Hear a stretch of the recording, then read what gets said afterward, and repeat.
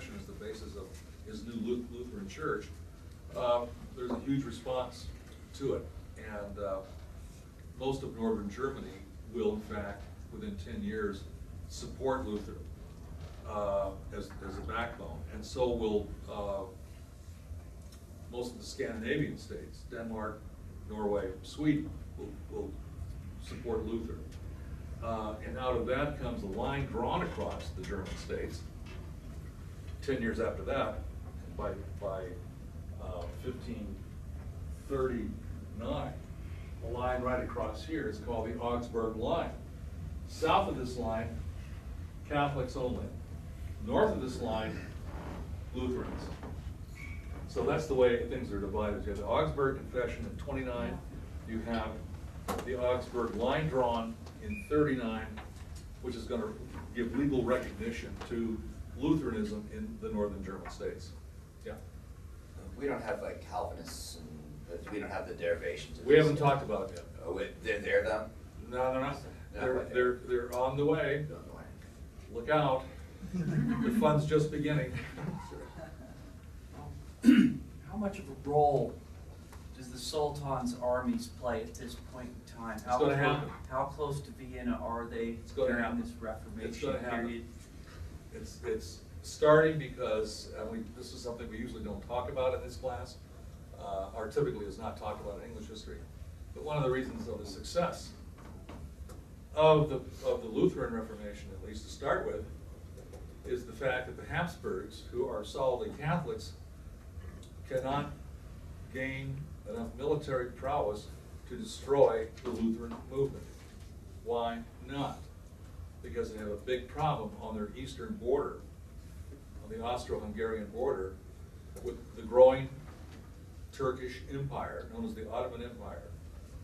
The Ottoman Sultan has captured Constantinople in 1453, the biggest city in Europe at the time, and has now moved his armies by this time, by 1530, for a major attack on the city of Vienna.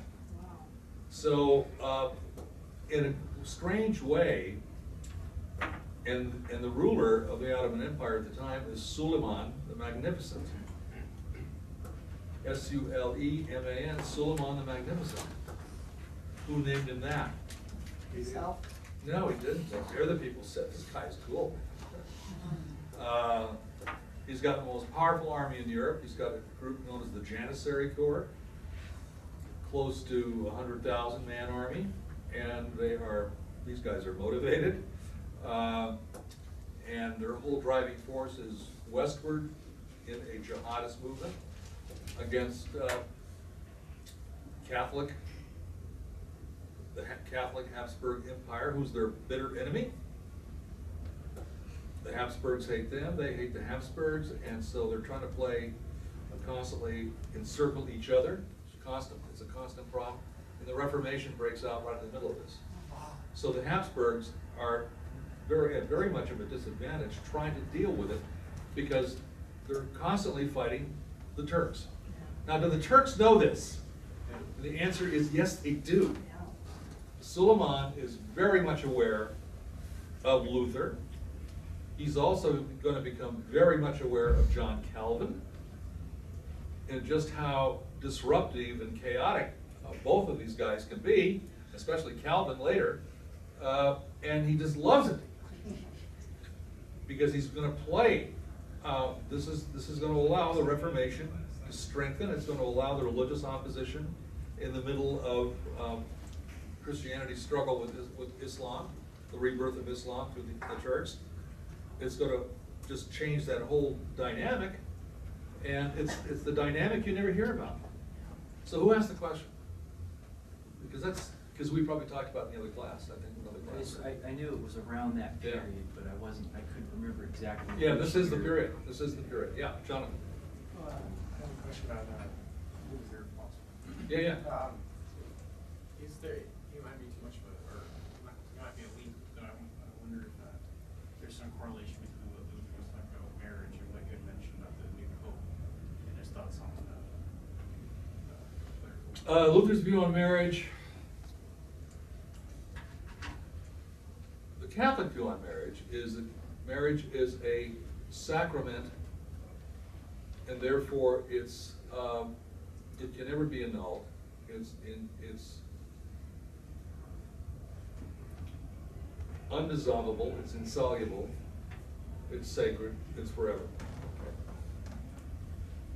The reality of it, if you had enough money and you gave heavily to St. Peter's at this particular time, you could find a way out of it.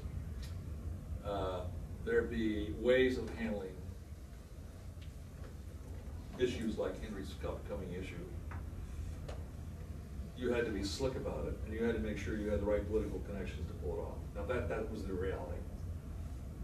I don't think that's the reality in everybody's corner at that time, but with the few elite, those that had money, had power, they could rearrange these things.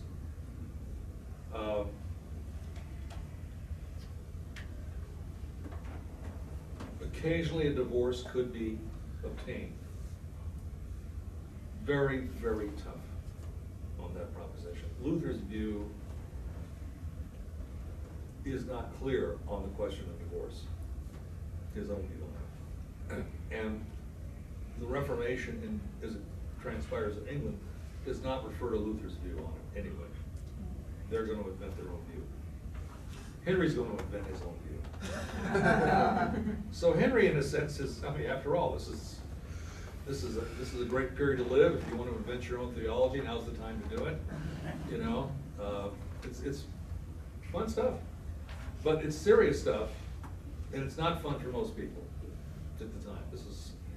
This was a huge and bloody upheaval that nobody knew where anything was going, and there was a lot of fear about it. And people are going to take sides, and it's eventually going to erupt into a major war between the powers of Europe. And sometimes it's Catholic against Protestant, sometimes it's Catholic against Catholic, and Protestant against Protestant. It's never always clear. Okay. At the time that Luther's teaching begins to spread, you also had the printing press printing his and translating and then printing the Bible into his native language in the German. Now this is rocket science for sure, because they had never had this. And so you did not have to be among the elite trained to read Latin in order to read this or read Greek. You could read a translation in German in the vernacular. And the spread of vernacular translations like this gave the Bible a tremendous amount of power that it had not had before, because it had never been printed before. You also have very similar situation developing in England with that translation. You had the translation by William Tyndale, Tyndale, translation of the New Testament. John Wycliffe's, Wycliffe, John Wycliffe's translation of the English Bible, so that, as he said, every plowboy could read it, could be translated into English.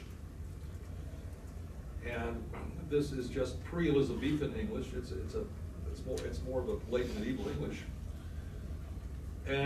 But nonetheless, it becomes the basis of the reading of scriptures in the churches, and there were people designed to do just that. The successors of William Wycliffe were called the Lollards, Lollards. So you have these movements challenging Catholic authority before Luther ever stood up at the Reformation, at the Diet of Worms. these were challenges to church authority based on the Bible, based on translation. And why is that a challenge? Because the church never authorized the translation, ever. Catholic Church refused for centuries to authorize any translation into any vernacular language in Europe. Meaning vernacular, meaning either like German, French, or Spanish, English, whatever. But the language of the people could not be. Latin was considered the sacred language, and that's how you kept it. And I remember when I was growing up, that was still the case in the Catholic Church. The service was still in Latin. The Latin Vulgate scripture was the scripture that was used in all the services, and remained that. And using something like the King James Bible, which people were using that were Protestants at the time, were told they were heretics. This is really bad news, stupid stuff. You shouldn't be doing it. And it was just, and that's only one. We're talking like 50, 60 years ago, when that was still an issue. Okay, I mean, it continued an issue right until the mid-60s with the coming of Pope John the 23rd. Pope John the 23rd is probably the most revolutionary pope in modern Catholic history, and he changed everything. He openly allowed now the vernacular to be used in the Catholic service, no more use of Latin, and he just did a number of things that were just very progressive, people thought. Very good guy. Yeah. Wasn't Pope that long, but boy, he revolutionized things. Is that Vatican II? That was Vatican II and Pope John the 23rd, yeah. Remember it well? I didn't go to Rome, but I do remember it. Yes? And then, can I ask you what the distinction is between the First Vatican and Vatican II? I'm not too familiar. Vatican II is the one that's revolutionary. Vatican I, I'm not sure what the reference is to that. It could have been anything. It's probably, no, I'm not even sure what it's probably. I have a guess it's probably the 12th century conclave, where Gregory VII mandated that, Pope Gregory VII mandated that all clergy and parish priests must be celibate.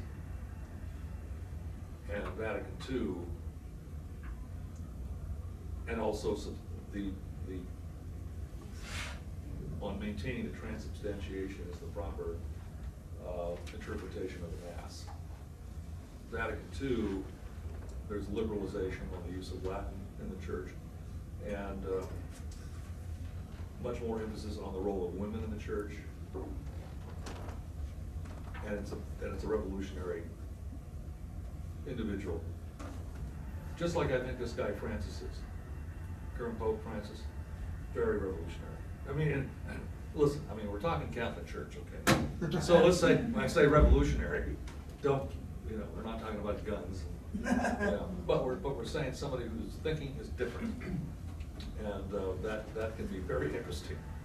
This guy is just, I think he's just right on as far as some of his views.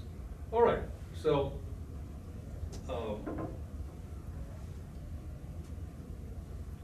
the next generation, within Luther's time, you had another theologian operating from the Swiss cantons.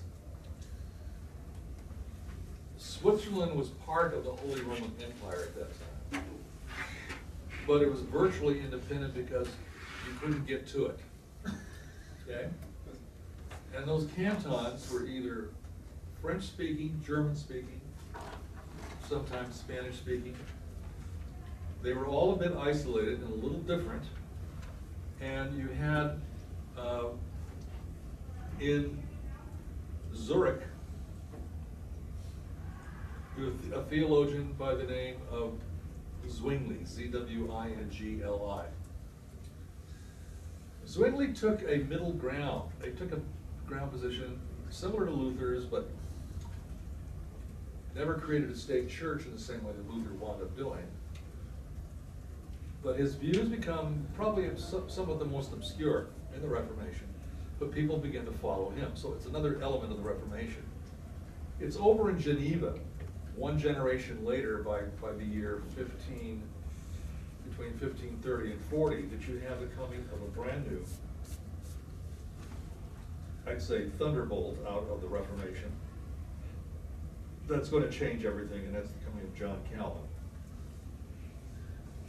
Calvin wrote a work called, he's a second generation reformer. He is a full-on lawyer. He's not a lawyer to be, he is a lawyer.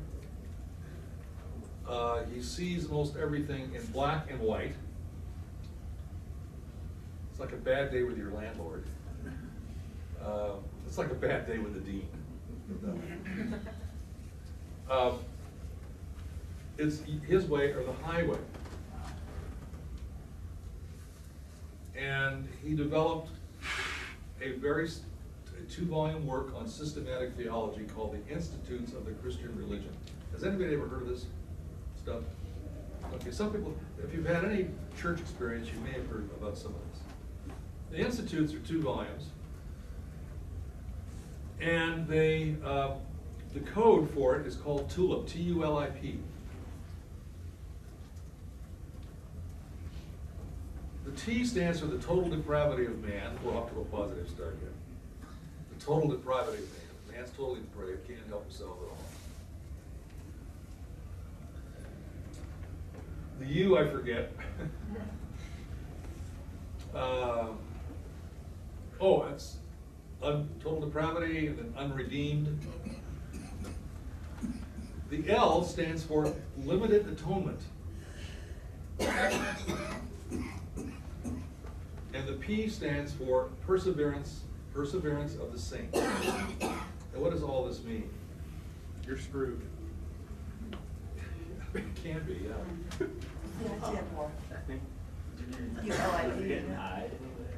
Irresistible grace. But to most people, that's a hooker that lives in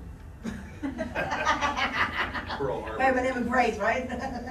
What was that again? Perseverance of the saints. You distracting me, gang. I'm getting distracted, I can tell.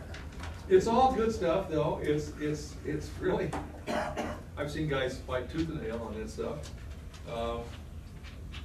TULIP is the basis for the coming of Calvin's theology, which is very supportive of capitalistic expansion, merchant capitalism,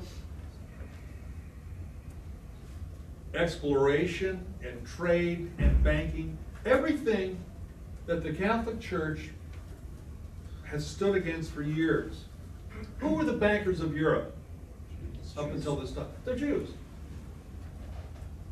Okay. But along comes Calvin and says, hey, you can be a banker and glorify God with your banking. Just do it honestly. Hard work. Calvinist Protestant ethic. You can do business as long as you do it ethically.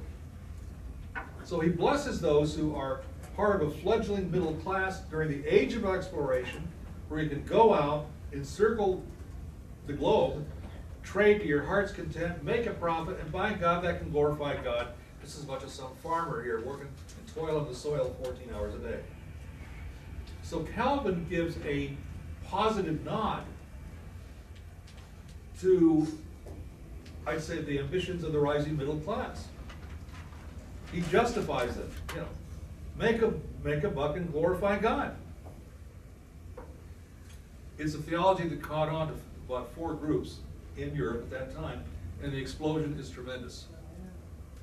The first to bite into this were the Dutch Calvinists, the Dutch who lived under the Holy Roman Empire.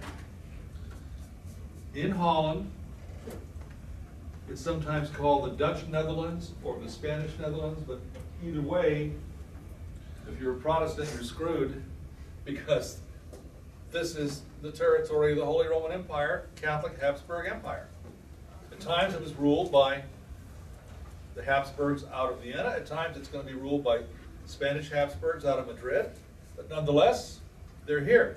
Well, now all of a sudden, this northern end of the Netherlands, with the Dutch, who are a seafaring people, seagoing people, trading people, banking people, accept Calvinism. They buy into this. They become, and they form what is known as the Dutch Reformed Church. One of the strongest Calvinist churches going at that time, Dutch Reformed Church. What else? They build the first commercial company, the Dutch East India Company. whose ships are both merchant, they're merchant ships, but they're warships. And they declare war on their Spanish Habsburg overlords. This is now the age of Charles V, Habsburg ruler of everything, and his subjects are now at war with him. Doesn't explode too much right at this point, but later, when the Habsburg line splits again, at the time of the age of Philip II of Spain, probably the greatest king of Spain, he makes war on the Dutch Reformed Church, launches a 100,000-man army against the Netherlands, and it's chaos. Yes. Can we attribute the Dutch East India Trading Company directly to Calvinism and this explosion, which had never been allowed under Catholicism? It just multiplied on this thing. Just everybody was into it, and it became a religious, sort of religious crusading capitalist company. It's like trying to deal with Chase Bank, my favorite bank. They're always on a crusade. Okay. Now, it spread to Scotland. It becomes the basis for the Church of Scotland, the Presbyterian Church. I mean, if you could find a relationship between the Presbyterian Church today and the original Church of Scotland, and the zealot nature of that church compared to today, it doesn't exist. And the same thing with the Dutch Reformed Church. The Dutch Reformed Church today is not anything like the early Calvinist church. But these were firebrand churches. Hell-bent for leather, hell-bent to destroy the Catholics, hell-bent to go after each other. In England you had the Puritans from East Anglia. Same thing. Out of whom is going to come the great Civil War in the 16th century, led by Oliver Cromwell. That's Calvinism on steroids. On the coast of France, you had the French Huguenots. Huguenots, the Huguenots. They're going to be at war with the French monarchy. Well, French monarchy is Catholic. So there's a lot going on here in the 16th century. This is a big time century. Now we turn to England and ask what happens here. England so far is unaffected by this, except that you have a number of Lutherans and later some Calvinists that come to Oxford and Cambridge University and begin to teach. They teach in the university system, they bring their new ideas with them, and so there is a very interesting sort of penetration here into more or less a peaceful life of the Catholic Church in England. Now Henry VIII, since 1509, had been king.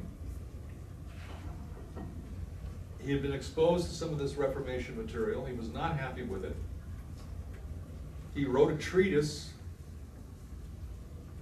dedicated it to the Pope in defense of the sacramental system, for which the Catholic Pope gave him the title Defender of the Faith. That's a title still borne by by English royalty. Defenders of the faith. Which faith is it? The Catholic faith. Oh, what happened? History happened. Blame it on history. Okay. Henry wrote this treatise. It was pretty well written. Not a stupid guy. He defends the sacramental system, defends the Pope, and then he's gonna hope for a little return, a little reward. Okay.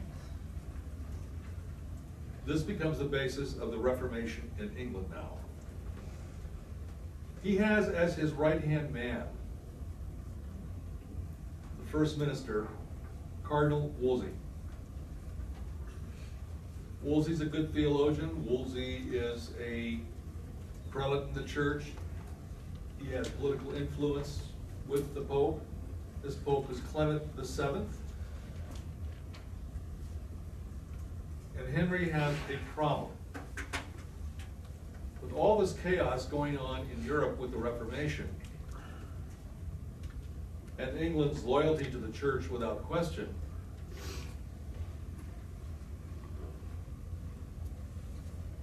the dependence of England's loyalty on any level is based on English dynasty continuing unmolested,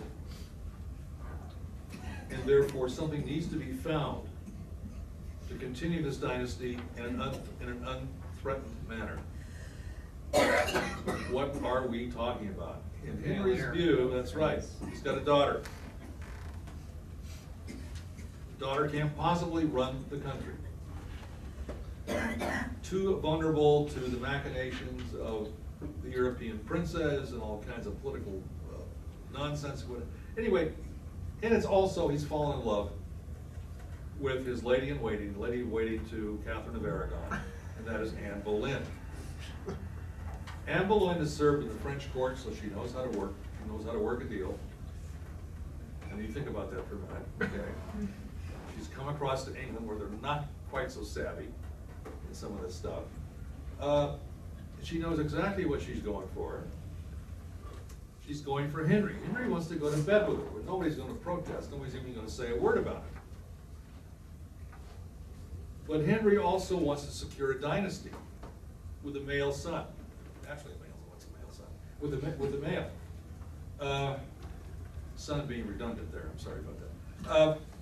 But secure the dynasty. And it's a real issue. It's his father's dream that this dynasty be secured. And Catherine of Aragon has managed to have one child that lived, and that is the child Mary.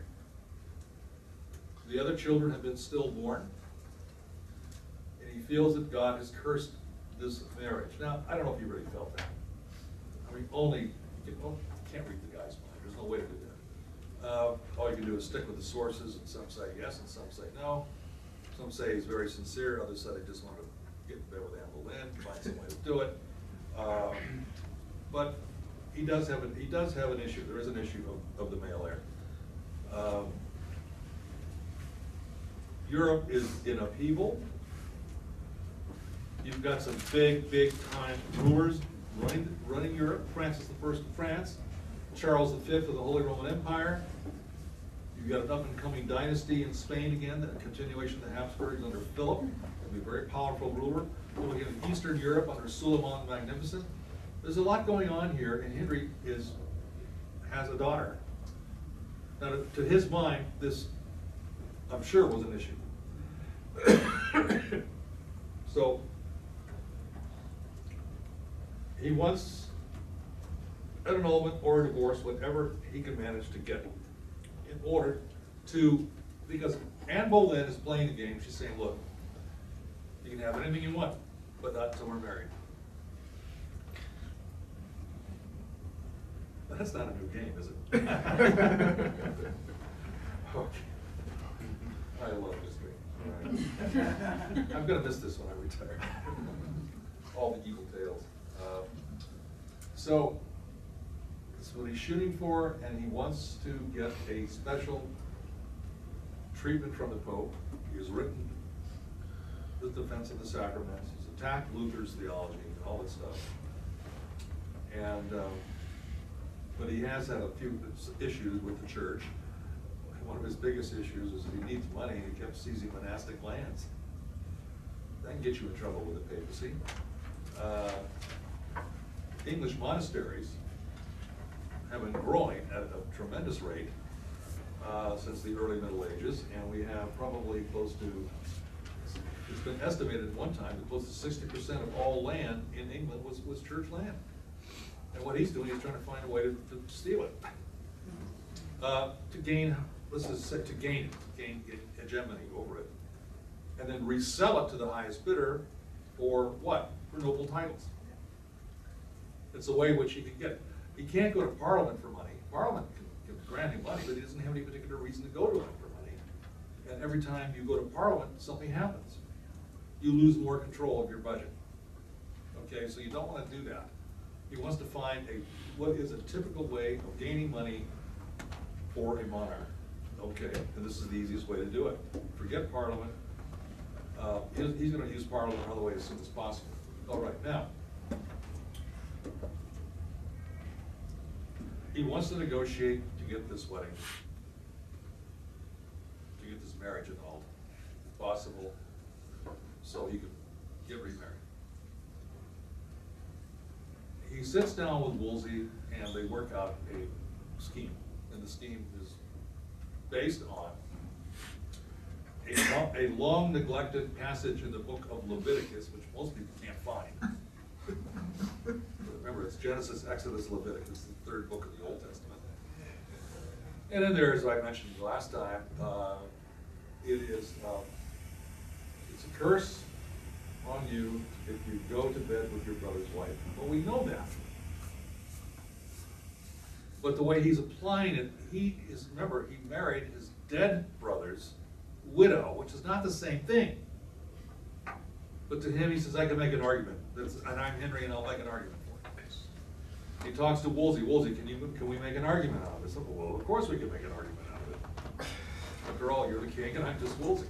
We'll make an argument. Well, can you convince the Pope of the, validity of the argument? I think so. So that looks like that's what the situation's gonna be. Well, he sends Woolsey, his best man, over to Rome. Bad frickin' timing, because Rome is under siege and the Pope is under house arrest to guess who of all people in Europe? Charles V, Emperor of everything, controls Rome, controls under house arrest the Pope, and he just happens to be the nephew of Catherine of Aragon, who Henry wants to divorce. Oh, God. That leaves a little problem. Yeah, it does. This is called bad timing. Real estate people say it's location, location, location. Historians say no, it's timing, timing, timing.